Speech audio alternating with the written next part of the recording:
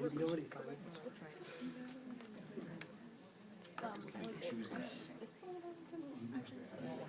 good to me.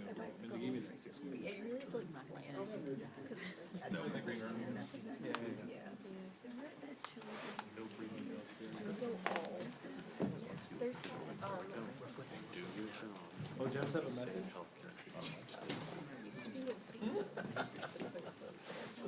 That wasn't a very dramatic reveal.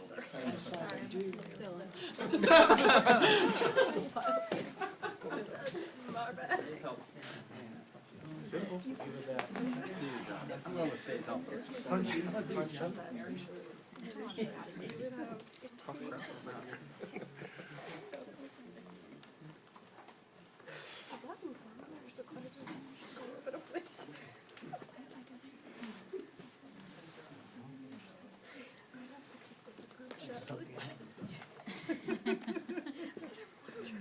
sure you'll find a way, Francis.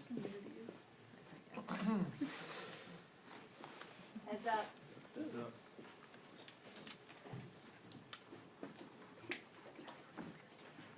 Good afternoon, everyone. Last week, House Democrats delivered a decisive victory for the American people by passing legislation to extend the Affordable Care Act tax credits by 3 years and protecting the health care of tens of millions of Americans who otherwise might experience dramatically increased health insurance premiums. The bill passed by the House is now over in the Senate. It's a bill that was passed on a bipartisan basis. Every single House Democrat joined by 17 House Republicans. The only path forward at this moment is for Senate Republicans to do the right thing by the American people and pass the damn bill that we sent over to you. There's no reason to do anything other than that. The health care of tens of millions of Americans is otherwise at risk. We're talking about working class Americans, middle class Americans, and everyday Americans who deserve the same level of certainty that Senate Republicans provided to their billionaire donors when they passed massive tax breaks for the wealthy, the well-off, and the well-connected as part of their one big ugly bill last July. Yet working class Americans, middle class Americans, and everyday Americans have been forced to wait month after month after month. Enough with the partisanship, enough with the gamesmanship, enough with the foolishness. At this point in time, pass the bill that we know currently in the Senate has majority support. Every single Senate Democrat and at least 4 Senate Republicans who've previously supported a 3-year extension of the Affordable Care Act tax credits. From the very beginning of this fight, Democrats have made our position clear. Cancel the cuts, lower the costs, save health care. Beginning with a 3-year extension of the Affordable Care Act tax credits. We've never wavered from that position. And against all odds, we've passed the bill on a bipartisan basis. It's now over in the Senate. Because Democrats are actually committed to saving health care and lowering the high cost of living for everyday Americans. That's who we fight for. Every day, every week, every month, year after year. And we're in this fight until we win this fight for the American people. Questions? Good afternoon. We're hearing some talk from some conservatives that they want to put out their own affordability agenda, try to do something through reconciliation. Just what do you make of that as they try to move on that in an election year? These people are pathetic. Republicans have had all year, literally, right, last year, an entire year, pretty much, since Donald Trump was first inaugurated. Now, they claimed throughout 2024, Republicans did, that their top priority was going to be to lower the high cost of living. In fact, Donald Trump lied to the American people and said that costs would go down on day one. Costs haven't gone down in the United States of America. Costs are out of control. And it's strange to me, after Republicans got crushed electorally all across the country, up and down the ballot in the off-year election last November, that now they've decided that perhaps they should actually try to keep their word and address the high cost of living in the United States of America. It's all talk, there's no action. These people are not serious, because in the very beginning of this Congress, in my first remarks to the House of Representatives, we made clear as Democrats, we will work with anyone in the Capitol or who's part of the incoming administration at the time to address the quality of life issues, beginning the high cost of living challenges confronting the American people. And Republicans took the approach, my way or the highway. And now they find themselves in a very challenging position. These extremists must have thought that Democrats were just going to collapse and believe their hype, that they were going to steamroll the country. And now they're falling apart all throughout America. So no, I don't think they're serious. Because if they're serious, the only path forward is to have a conversation with House Democrats and Senate Democrats. That's it. There is no other path. These extremists don't have the votes to get a reconciliation bill done. They barely got a reconciliation bill, the one big ugly bill, through the Congress 6 months ago, when they thought they were riding high, even though they had been wiped out in Wisconsin, as a sign that this whole Republican thing was falling apart. It was a joke that it was ever a big mandate when it was the narrowest majority that any party has ever had in the House of Representatives since 1930. And yet Mike Johnson and others wanted to spin a lot of folks in this town as if there was some big mandate. But now it's clear. The smoke and mirrors is done. There's no clothes that the emperor is wearing at this particular point in time. Republicans will argue that voters will start to see some of the economic benefits, they argue, from the big, beautiful bill this calendar year. Well, if they're relying on that to save their failing majority, best of luck, it ain't going to work. Thank you, Mr. Leader. Over the weekend, we saw congressional appropriators release another slate of bills that did not include DHS funding. Is it your understanding that there will need to be a continuing resolution for DHS, or is it your posture and the posture of Democrats to try to put some more restrictions on ICE as a condition for funding for the agency, given the situation in Minneapolis? Kristi Noem, the Department of Homeland Security, and ICE, they're totally out of control. And the American people want these extremists to be reined in. And what's in front of us right now is a spending bill that will go either one of two ways. Either Republicans will continue their my way or the highway approach as it relates to the Homeland Security bill, and if that happens, then it's going to be on them to figure out a path forward. Alternatively, particularly in the face of the tragedy, Renee Nicole Good should be alive today. There was no justification for that killing. That ICE agent and Kristi Noem, they've shown depraved indifference toward human life. That's what we saw. That's what the American people saw. And so clearly there's some common sense measures that need to be put in place so that ICE can conduct itself in a manner that is at least consistent with every other law enforcement agency in the United States of America at the state, local, and federal level. That's not too much to ask. Conduct yourself like every other law enforcement agency in the country. Instead, they're running around out of control with masks, no body cameras, no accountability, no warrants. arresting, and in some cases deporting American citizens. And that's why the American people don't have a favorable view on the manner in which Donald Trump and his reckless administration are conducting immigration policy in the country right now. Thank you, Mr. Leader. You mentioned in your remarks that because Democrats never wavered on their position on health care, that led to you all being able to get the ACA discharge petition over the finish line. There are multiple positions on DHS right now. Some of your members are saying they want to abolish ICE. Some are saying they want Kristi Noem impeached. Some are saying use the DHS approach bill to withhold funding. Some are saying that Republicans need to use their oversight authority and hold Kristi, Noem accountable in front of the American people, have her come before Homeland Security and Judiciary to testify.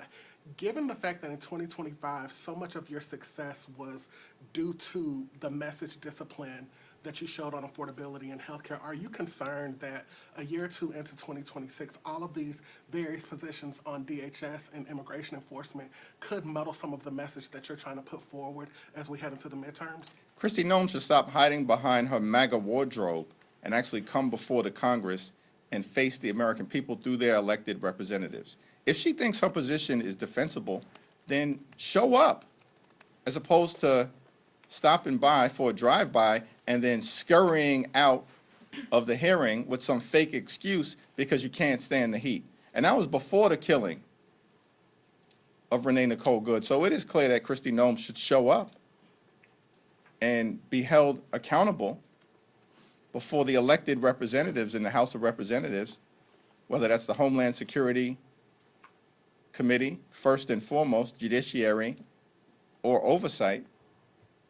But House Democrats are going to have a family conversation throughout the week in the caucus meeting and in the whip meeting about the path forward related to these most recent developments. We are unified behind the fact that under the leadership of Pramila Jayapal, there's going to be a hearing that House Democrats will hold this Friday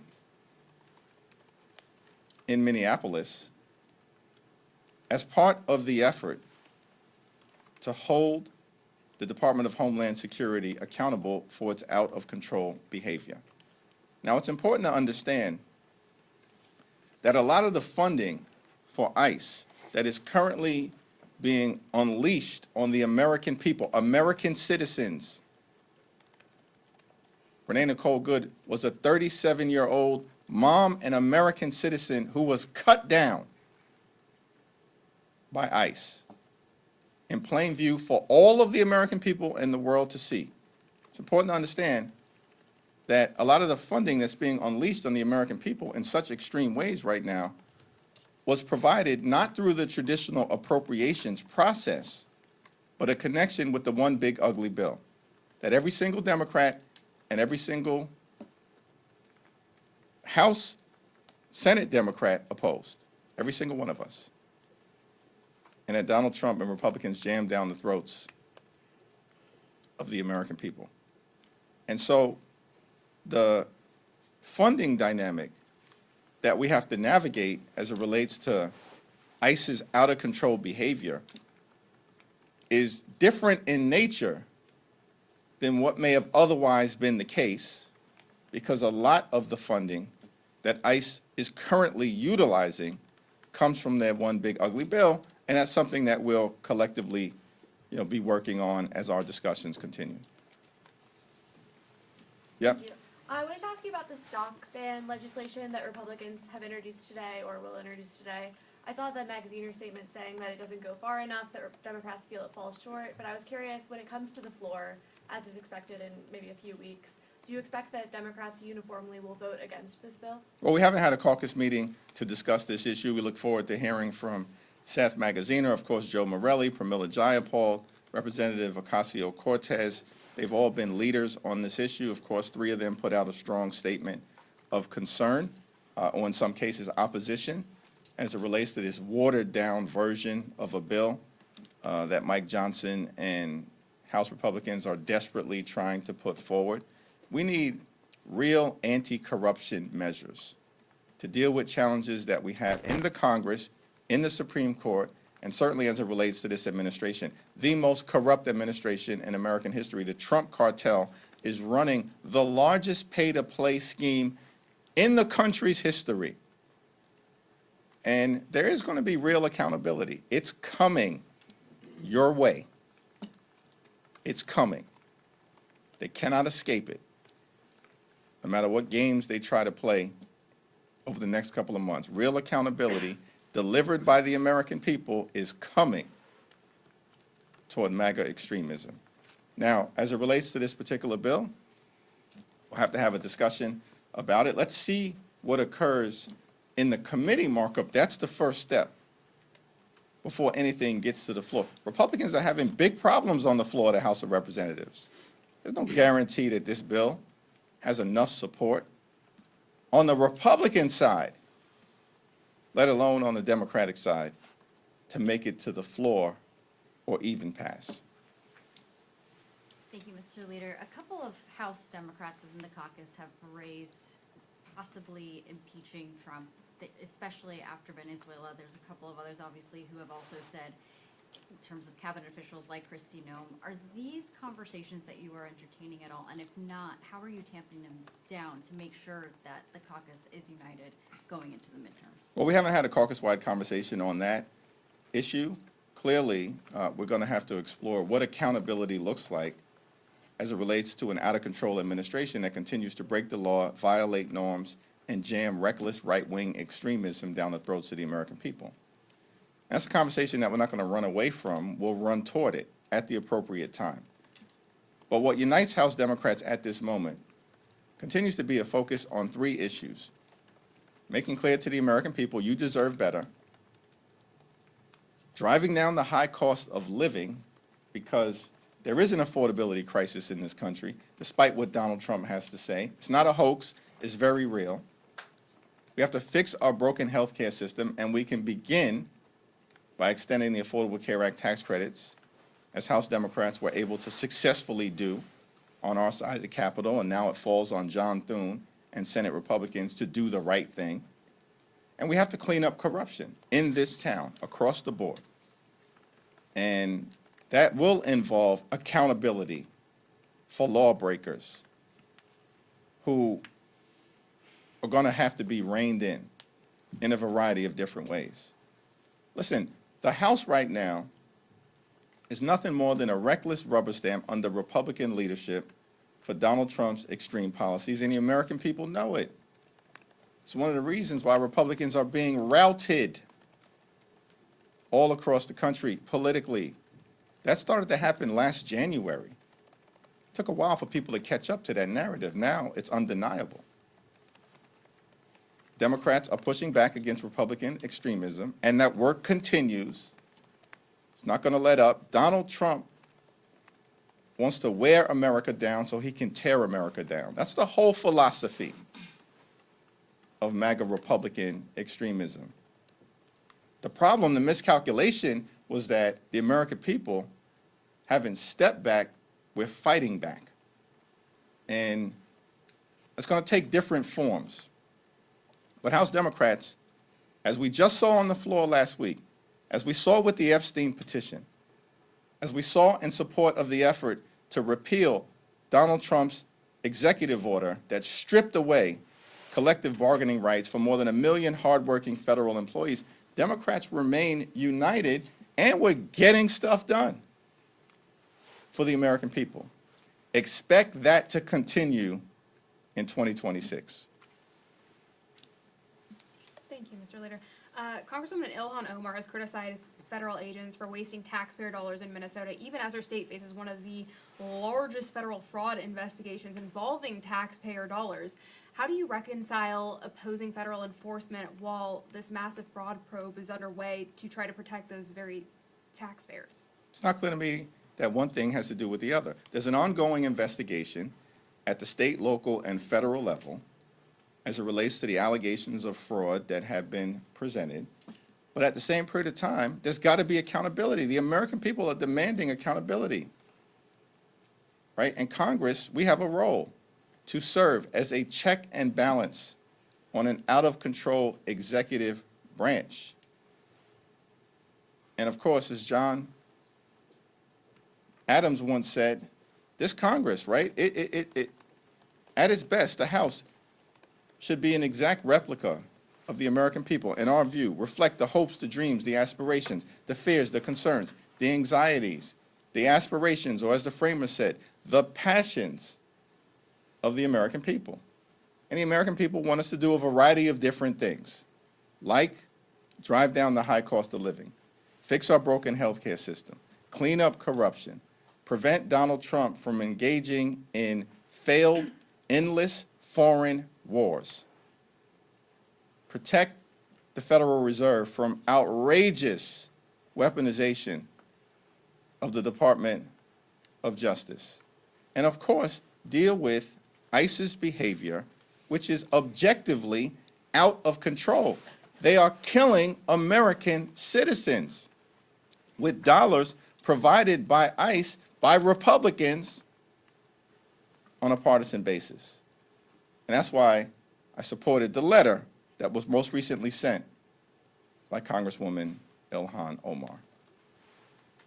So, I mean, to kind of hone in on this a little bit, so if not impeachment, if not a funding fight, what other options in the minority do you realistically have to go after ICE, to try to protect the Fed, et cetera? We haven't ruled anything in, and we haven't ruled anything out. Everything is on the table from the standpoint of complete and total accountability. We just haven't had the discussion as a caucus as it relates to what is the best path forward. But obviously, removal requires a majority in the House and 2/3 of the Senate. Now, I'm no mathematician, but that means removal, if that is the ultimate objective, requires, I believe, 19 Senate Republicans to support removal. 19 Senate Republicans to support removal, regardless of what happens in the House of Representatives. So, we're going to have a conversation about the best path forward. What is clear is that Kristi Noem is completely and totally unqualified. She should have never been confirmed by Senate Republicans. It's disgraceful that she's there. She should be run out of town as soon as possible. Figuring out the best way to accomplish that objective is going to take a conversation and strategic engagement, as we've done on every other issue, particularly in areas where we continue to win on behalf of the American people. Thank you, everyone.